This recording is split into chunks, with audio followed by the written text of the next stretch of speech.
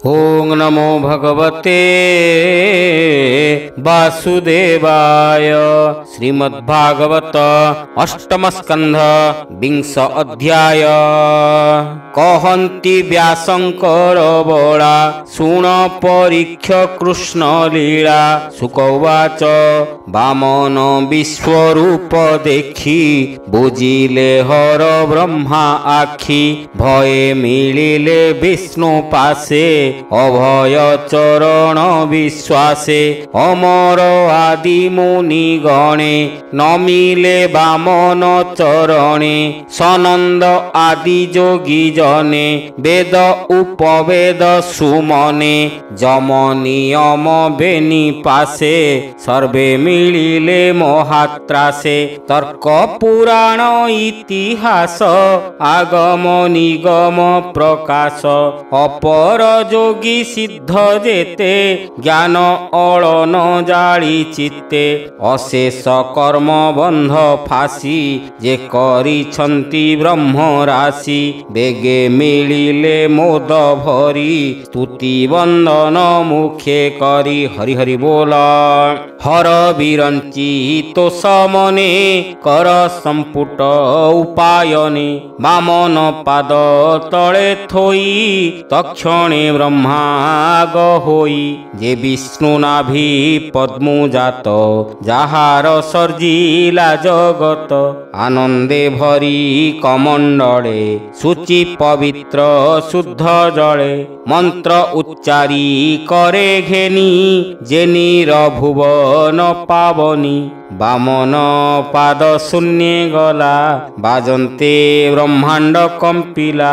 से अंड भेदी जल राशि बेगे ब्रह्मांड मध्य पशि। विष्णु चरण पखाळिला पतित पावनी होइला। से जल कमंडले घेनी विष्णु समीपे पद्मजोनि। संगते घेनी देवगण जे सिद्ध किन्नर चारण। जे जार घेनी उपायन मिलिले विष्णु सन्निधान। हरि हरि बोल।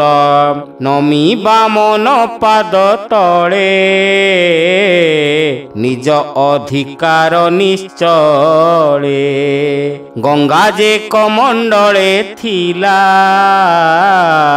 ब्रह्मा विष्णु पादे ढालिला। शुद्ध पवित्र जल राशि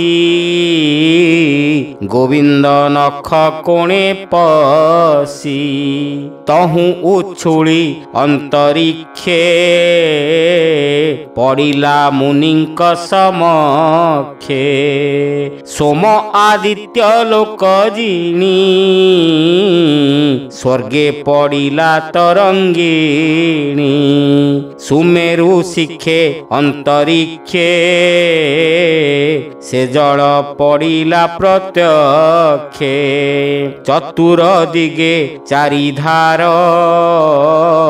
पड़िला धरणी उपर। समुद्रे मिसे चारि दिगे नदी स्वरूपे अति बेगे। एबे हो सुन महीपति चरण धोई प्रजापति। घेनी सुगंध पुष्पमाळ चंदन कर्पूर शीतल। सन्निधे धूप दीप थोई फल अक्षत लाजा देई। जय सबदे स्तुति भणी निर्मल वाक्य वेदवाणी। विष्णुर महिमा उकते तांडव वाद्य नृत्य गीते। शंख दुंदुभि शून्य घोषे सर्वे मिलिले विष्णु पासे। हरि हरि बोल। अति उल्लासे जाम्बवान मिलिला विष्णु सन्निधान। विष्णुर जस गाई तो से जे जस पूरे 10 दिशे हेमंत महोत्सव देखी असुर भुवन उपेक्षी द्विपाद दाने स्वर्ग मही पुरीला बामनर देही स्वस्थाने रही न पारिले बलिर समीपे मिलिले गुरु वचने कोपचित्ते बोलंती बलिर अग्रते असुरगण उवाच ब्राह्मण नोहे ए बामन प्रत्यक्षे प्रभु भगवान मायावी मानंक मोहन कपटे मागे भूमिदान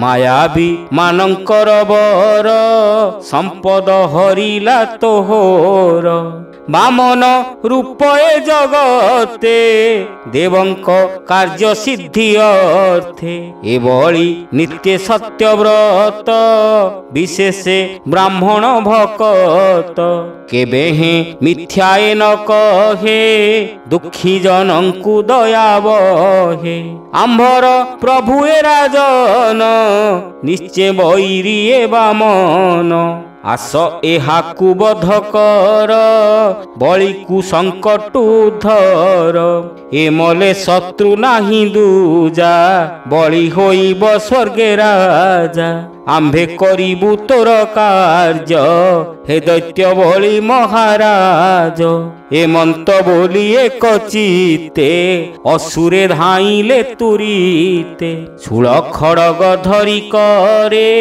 धाइले घोर नाद भरे सबदे भुवन कंपिला सिंधु की उछुली पड़िला ताहांकु देखी विष्णु गणे तक्षणे उभारिले रणे मिडिले करे शस्त्र धरी शंख सबदे मोद भरी नंद सुनंद जय आदि विजय प्रबल सुबुद्धि बड़ कुमुद कुमुदाक्ष विनता सुत आदि रक्ष विश्वकसेन जे जयंत सुबाहु पिसंगी समस्त सात्वत पुष्पदंत वीर श्रुतदेव जे मनोहर 10 सहस्र हस्ती बल स्वभावे तेज अनर्गल बेगे मिलिले घोर रणे कुंजरे जेन्हे पद्म बने असुर बल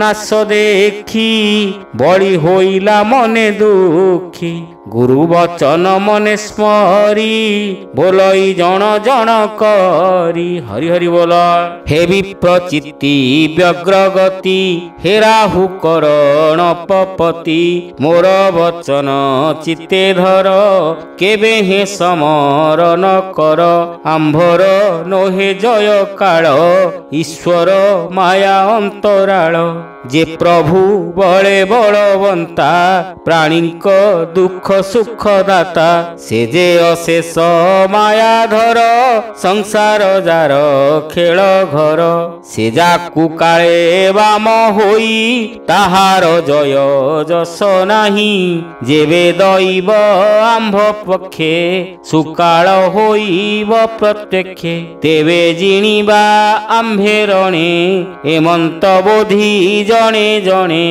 सुकवाच बलि वचन वीरे शुणी जय अजय परिमाणी पुणी मिलिबु जय काळे हेमंत बोली रसातळे पशिले मने क्रोध भरी एबे हो शुण दंडधारी गरुड़ विष्णु आज्ञा पाई बलि समीपे क्रोध बही ବରୁଣ ପାଶ ଘେନି କରେ ବଳିକୁ ଯଜ୍ଞର ଶାଳରେ ସୋମ ଅଭିଷେକ ଦିବସେ ବଳିକୁ ବାନ୍ଧେ ଅତିରୋଷେ ଶୁଭିଲା ହାହାକାର ନାଦ ଅସୁରେ ଲଭିଲେ ବିଷାଦ ବଳିର ଦେଖିଣ ବନ୍ଧନ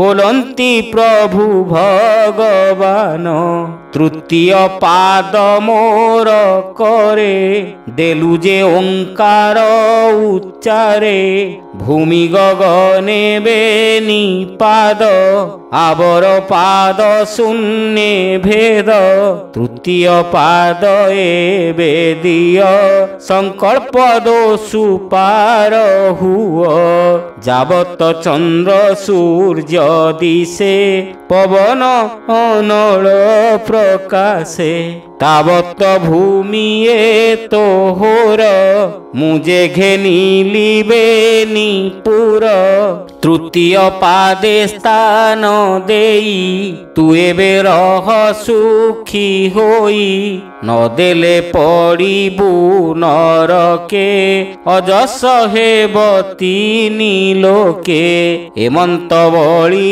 ଆଗେ କହି ବିଷ୍ଣୁ ରହିଲେ ସ୍ଥିର ହୋଇ ବଳିର ସତ୍ୟ ଧ୍ୟାନ କରି ମାୟା ସଂସାରୁ ଜାନ୍ତି ତରି ସୁଜନେ ଏଣେ ମନ ଦିଅ ଯେବେ ଖଣ୍ଡିବ ମାୟା ମୋହ ବୋଲଇ ଦାସ ଜଗନ୍ନାଥ ସୁଜନ ହିତେ ଭାଗବତ ଭାବେ ବୋଲଇ ଦାସ ଜଗନ୍ନାଥ ଭାବେ ସୁଜନ ହିତେ ଭାଗବତ।